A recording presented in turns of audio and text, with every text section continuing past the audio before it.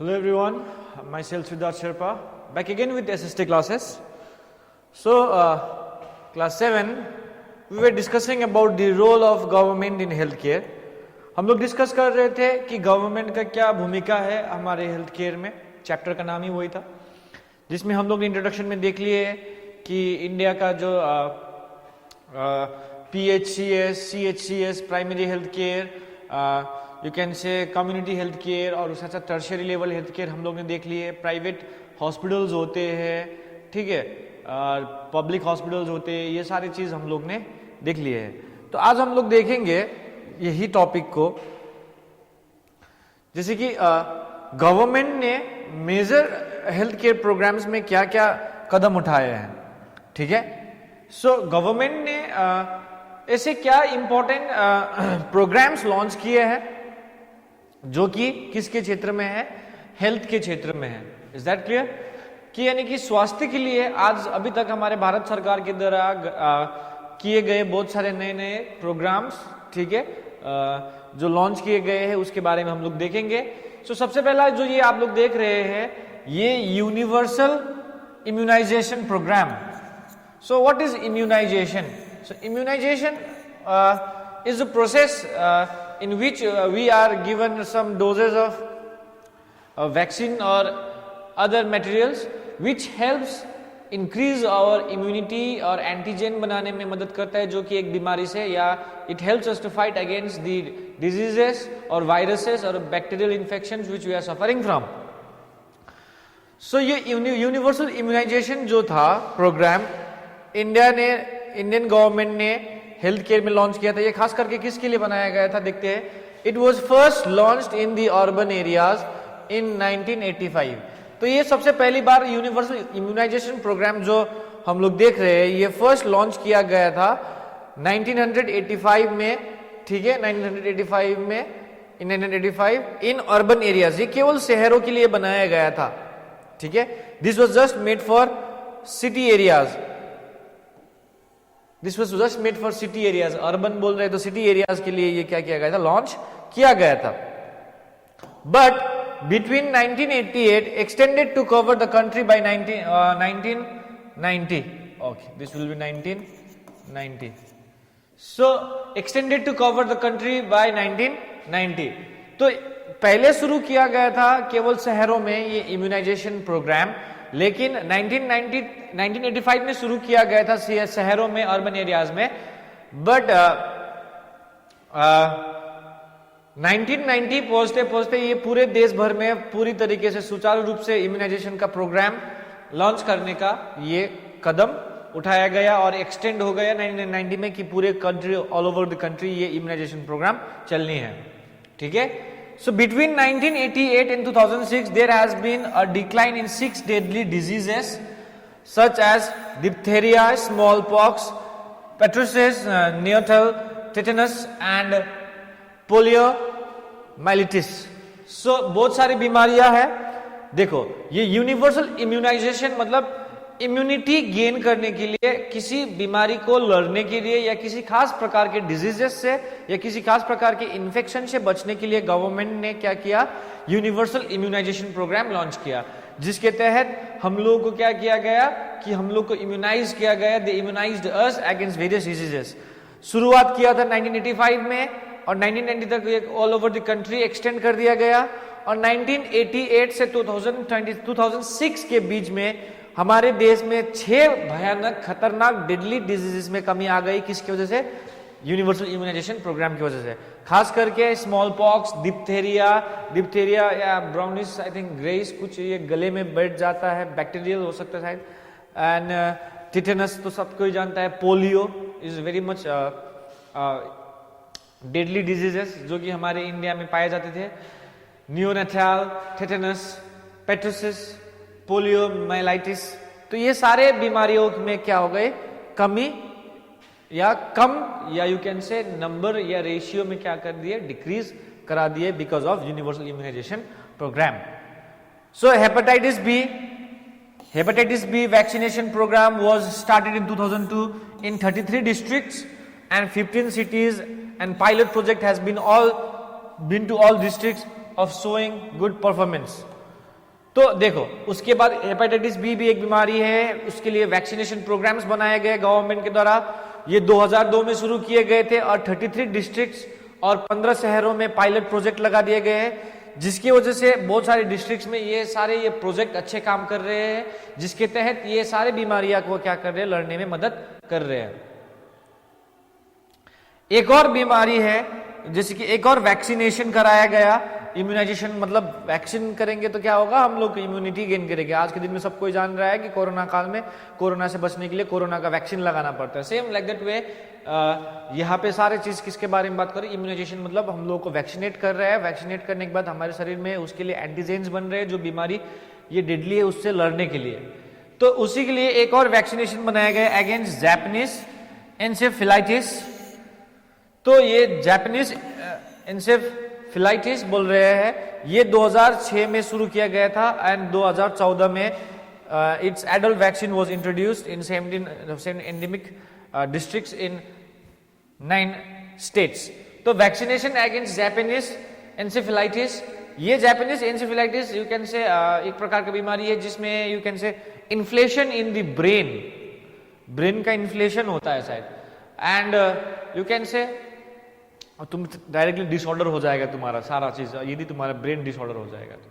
सो इसके अगेंस्ट में भी वैक्सीनेशन शुरू कर दिए गए थे 2006 में एंड 2014, और उसके बाद एडल्ट वैक्सीन भी इंट्रोड्यूस किए गए इन 19 एंडेमिक डिस्ट्रिक्ट्स जहां पे ये बीमारी पाए गए थे एंड 9 स्टेट्स, ये सारी जगहों पे ये सारा चीजें लॉन्च किया गया था। ठीक है,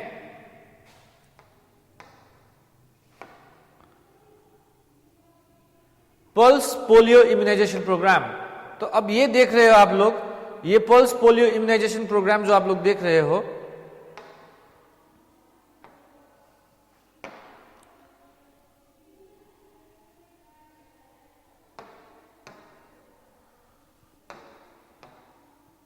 okay, India witnessed N outbreak of polio virus.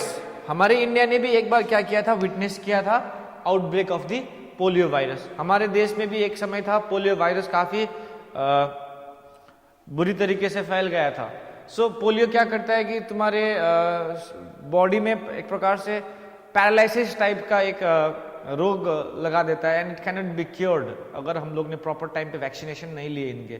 So brittle bones, हाथ पैर इधर घूम जाना, मुड़ जाना। ठीक है, India witnessed outbreak of polio virus.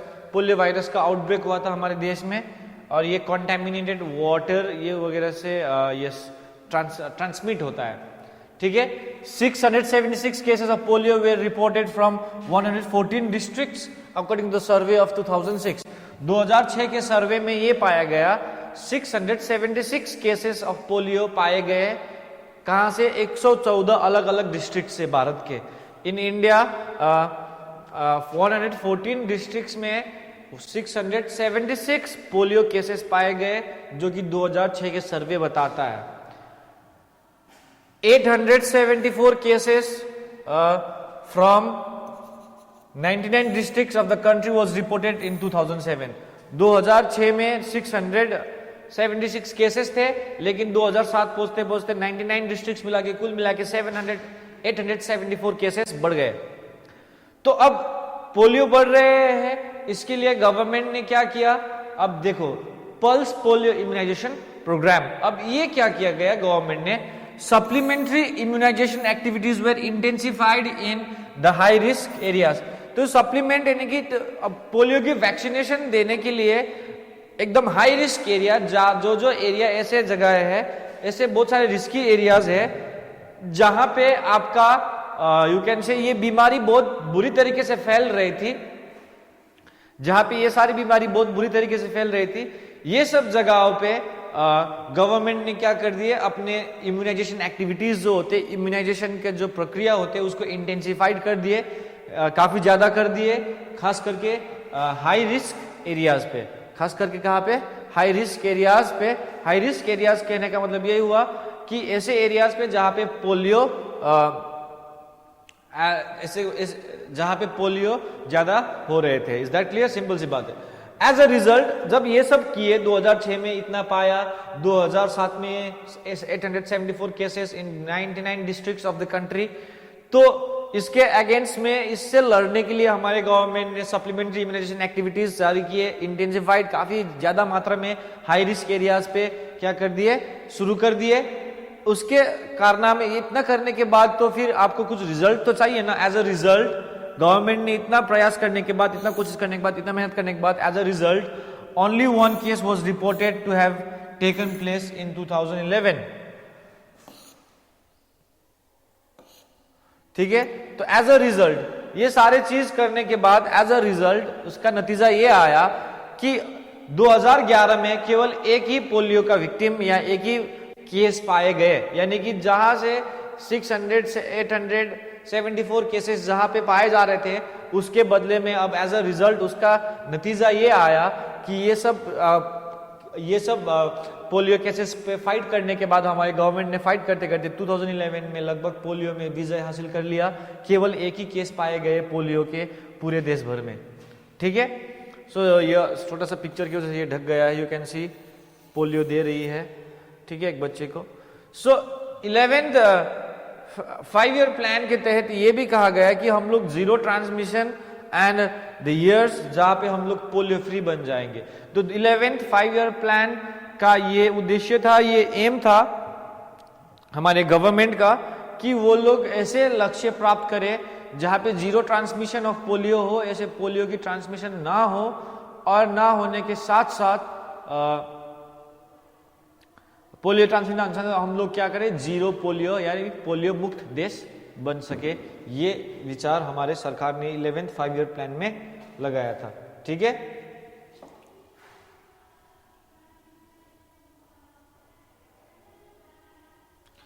अब गवर्नमेंट ने भी कुछ देखे, गवर्नमेंट ने इतना कुछ किया, तुम लोग देख रहे हो। सो इनिशिएटिव्स ऑफ द गवर्नमेंट ने और क्या किए, यानी कि ये सारे चीजें हटाने के लिए, ये सारे पोलियोस का जो प्रॉब्लम्स आ रहे थे पूरे देश भर में, या पोलियोस की वजह से जो कुछ भी हो रही थी, ये पोलियोस एक बीमारी, बहुत भयानक बीमारी है जिसकी वजह से लोग मर रहे थे, बच्चे मर रहे थे, बच्चों में डिसेबिलिटीज आ रही थी। ये सब चीज से लड़ने के लिए, ये सब टैकल करने के लिए गवर्नमेंट ने इम्यूनाइजेशन तो शुरू किया, लेकिन उसके बाद और प्रेज वर्दी, जिसका हम लोग तारीफ कर सकते हैं, गवर्नमेंट ने ऐसे कुछ किया जो कि काफी इंपॉर्टेंट रहा। जैसे कि गवर्नमेंट ने बहुत सारे स्टेप्स लिए गए पोलियो को इरेडिकेट करने के लिए, पूरी तरीके से हटाने के लिए हमारे देश से। ठीक है, हमारे देश से। तो हमने अभी तक यहाँ पे देखा कि जब पोलियो का आउटब्रेक हो रहा था तो पल्स पोलियो इम्यूनाइजेशन प्रोग्राम्स लागू कर दिए, यूनिवर्सल इम्यूनाइजेशन प्रोग्राम्स लगा दिए बहुत सारी बीमारियों से बचने के बाद। लेकिन पोलियो जो कि एक काफी इंपॉर्टेंट बीमारी था या काफी भयानक बीमारी था, डिजीज था, ठीक है, तो उससे बचने के लिए या गवर्नमेंट का इनिशिएटिव्स क्या था, गवर्नमेंट ने अपने हाथों में जब पावर है तो पावर के यूज करके उन्होंने ये सब हेल्थ के क्षेत्र में क्या कदम उठाए, ये हम लोग देखेंगे। All the states and the UTs in the country have prepared a rapid response team to respond to any polio outbreak in the country. तो देखा जाए पोलियो का आउटब्रेक यानी कि रोकने के लिए सारे स्टेट्स, हमारे देश के जितने भी राज्य हैं, सारे राज्यों ने और खास करके यूनियन टेरिटोरीज ने एक रैपिड रेस्पॉन्स टीम बनाया है। एक क्या बनाया है, एक टीम बनाया है, रैपिड रेस्पॉन्स टीम, जो कि हमारे देश में अगर किसी भी तरीके से पोलियो का आउटब्रेक होती है तो उससे लड़ने के लिए, उससे बचने के लिए हमेशा तैयार रहेंगे हमारे ये रैपिड रेस्पॉन्स टीम। यानी कि ये रैपिड रेस्पॉन्स टीम जो है आपके पूरे देश भर में बनाए गए हैं, आपके पूरे देश भर में बनाए गए हैं, in every states and every UTs of the country. ठीक है, ताकि कल के दिन में अगर पोलियो आउटब्रेक होता है तो हमारे देश में, तो उससे लड़ने के लिए हमेशा तैयार रहेंगे।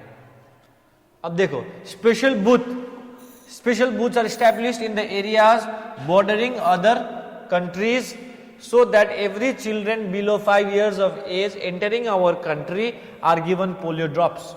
देखो, आज के दिन में भी देखो रेलवे स्टेशन वगैरह पे वैक्सीनेशन बूथ लग रहे हैं, रेलवे स्टेशन पे वैक्सीनेशन बूथ लग रहे हैं, रेलवे स्टेशन पे लोग जाके अभी कोरोना का टीकाकरण करा रहा है, ठीक है, इम्यूनिटी बढ़ाने के लिए।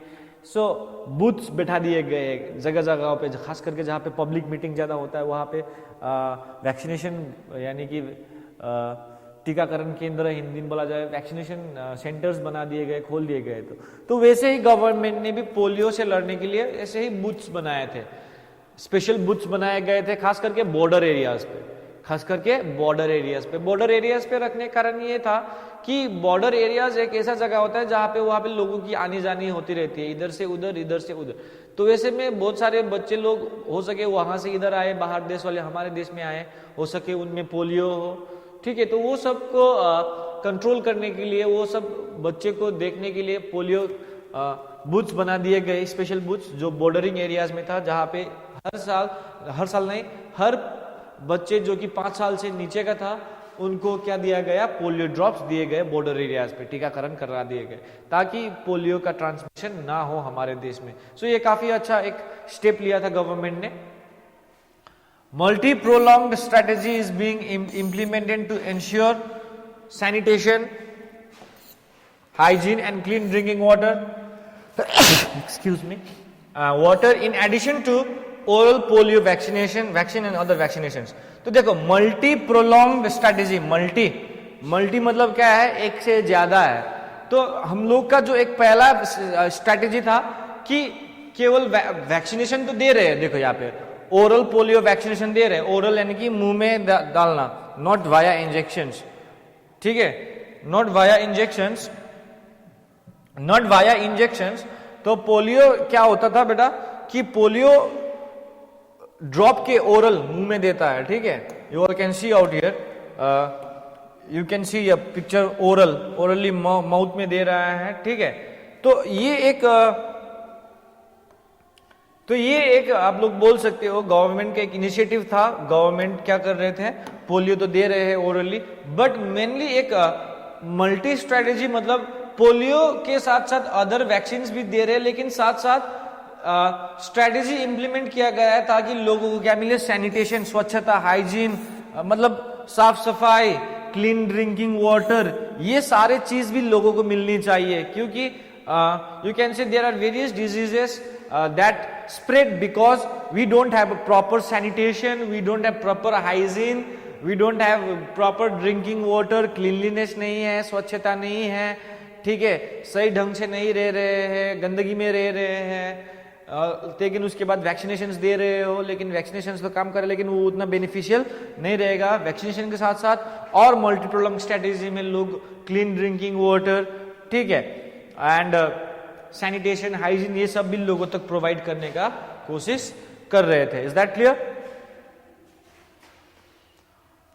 House to house visits, vaccinating children at major bus stops, railway station, market places etcetera have been intensified.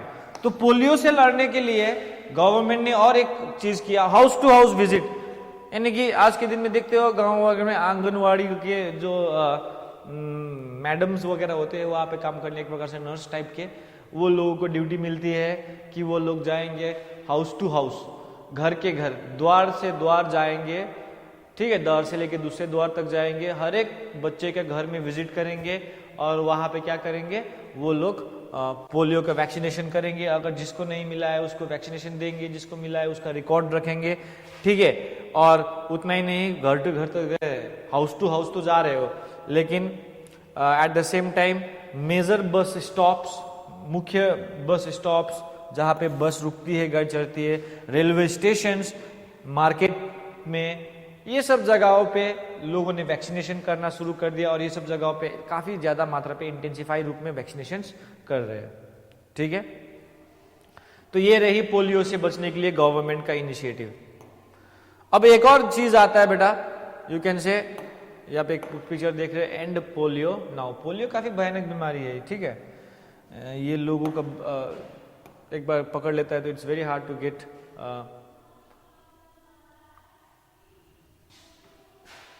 सो यहाँ पे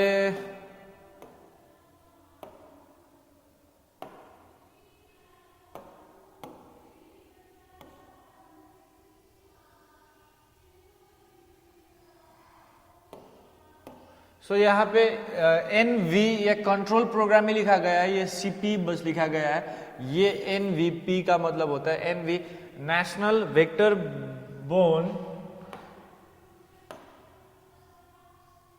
तो यहाँ पे आप लोग लिख सकते हो NVBCP है ना, NVBCP, हाँ, national vector borne disease control programme.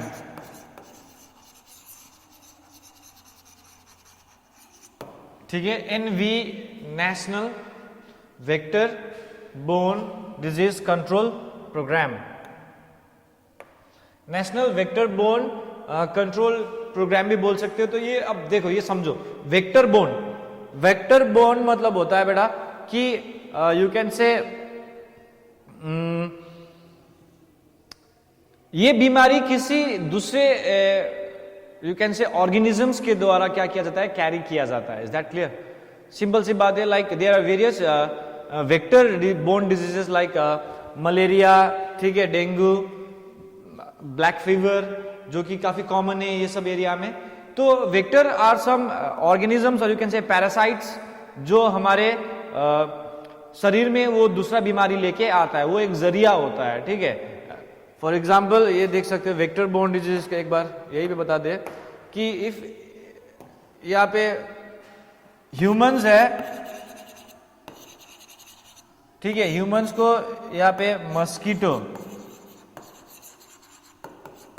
Mosquito क्या लेता है, यहाँ पे मलेरिया लेता है, मलेरिया लेके आता है, मलेरिया। तो मलेरिया अलग चीज है और मस्कीटो अलग चीज है। मस्कीटो क्या करता है, आपके मलेरिया को कैरी करता है। ठीक है, तो when it comes to the humans, तो ये क्या हो जाएगा, हमारी ह्यूमंस को ये मलेरिया ट्रांसमिट कर देता है। तो यहाँ पे ये जो मस्कीटो जो है, इट इज अ वेक्टर। ये क्या है, ये वेक्टर है। ये वेक्टर जो है कि आपकी बीमारी को कैरी करके चलता है। तो ये जब कैरी करेगा और ह्यूमंस पे बाइट करेगा, एट द टाइम ये मलेरिया का वायरस या जो भी हो ट्रांसमिट कर देगा, जिसके तहत क्या होगा, मलेरिया, डेंगू फैलता है। ठीक है, तो vector borne, not only mosquitoes, there are others also, spiders होते हैं। ठीक है, एंड लेट्स टॉक एनवीबीसीपी यानी कि national vector borne control programme, national vector borne disease control programme, जो कि ये इम्प्लीमेंट किया गया था prevention for the prevention and control of vector borne disease like malaria, filariasis, black fever, Japanese encephalitis, dengue and chikungunya. तो ये chikungunyas are type like mosquitoes के द्वारा ही स्प्रेड किए जाते हैं। ठीक है, ये जापानीज मैंने बोला, इंसेफेलाइटिस, डेंगू, ये चिकनगुनिया, ये ब्लैक फीवर, फिलरेसिस, मलेरिया, ये सब डिजीज को, ये सब डिजीज क्या है, वेक्टर बॉर्न डिजीज है। वेक्टर बॉर्न डिजीज है। ये वेक्टर बॉर्न मतलब कि ये वेक्टर के द्वारा लेके आता है, कोई दूसरा व्यक्ति इसको कैरी करके आता है। जैसे कि mosquitoes are the carriers, mosquitoes vector हो गए, वो लोग कैरी करते हैं अपने शरीर में ये सारे डिजीजेस। तो ये सब डिजीजेस को रोकने के लिए एनवीबीसीपी प्रोग्राम बनाया गया था। ठीक है, कंट्रोल प्रोग्राम। ठीक है, so most of diseases are epidemic prone, most of these diseases are epidemic prone and have seasonal fluctuation। no, epidemic prone मतलब यानी कि कुछ एरिया पे क्या करता है, फैलता है, हैजा जैसे बोलते हैं ना, फमाइन, जैसे आज के दिन में पैंडेमिक होगा, ये पूरे एरिया में करता है। लेकिन एपिडेमिक जैसे कि सर्टेन एरिया को वो क्या करता है, कवर कर लेता है वो डिजीज। और ये सीजनल फ्लक्चुएशंस आता है। क्या आता है, सीजनल फ्लक्चुएशंस, यानी कि सीजन्स के साथ साथ इसमें भी उतार चढ़ाव होता रहता है, क्योंकि क्लाइमेट, टेम्परेचर, वेदर ये काफी इंपॉर्टेंट मायने रखते हैं। जैसे गर्मी के टाइम पे खास करके ये ब्लैक फीवर, कलर्जर, ये सब अक्सर देखने को मिलता है। जैसे कि एक दो बार चिमकी, बुखार, ये सब भी आया था। इट्स अब डिफरेंट फ्रॉम दिस, बट ये वेक्टर बोर्न डिजीज है कि अब मस्किटोज क्या करता है, जैसे कि दे ले एग्स, यस, तो उसके लिए पानी चाहिए। सो मॉस्किटोज के लिए किस सीजन, यानी कि during the time of summer and monsoon के बीच में, ये टाइम में समझ रहे होते हैं कि सीजन्स के टाइप पे ये डिजीजेस में भी क्या आता है कि फ्लक्चुएशन आता है, कभी ऊपर कभी नीचे होता है। किसी सीजन में काफी ज्यादा मात्रा में चांसेस रहेगी बीमार होने की, डेंगूज एंड ऑल, वैसे ही। ठीक है, black fever is endemic in 3 states and the country, namely Bihar, Jharkhand and Uttar Pradesh. तो एंडेमिक मतलब खास करके इसी जगहों पे ये बीमारियां पाई जाती है या उत्पन्न होती है, खास करके काला अजहर जिसको हम लोग ब्लैक फीवर बोलते हैं, ठीक है। ये खास करके बिहार, झारखंड एंड उत्तर प्रदेश में काफी ज्यादा पाए जाते हैं। तो नेशनल हेल्थ पॉलिसी 2002 में ने इन्फोसाइज ये उद्देश्य लिया कि ब्लैक फीवर को हम लोग क्या करेंगे, 2010 तक हम लोग क्या करेंगे, we will completely remove it. तो 2010 तक हम लोग ने सोचा कि कंप्लीटली क्या करेंगे, इसको रिमूव करेंगे, ठीक है।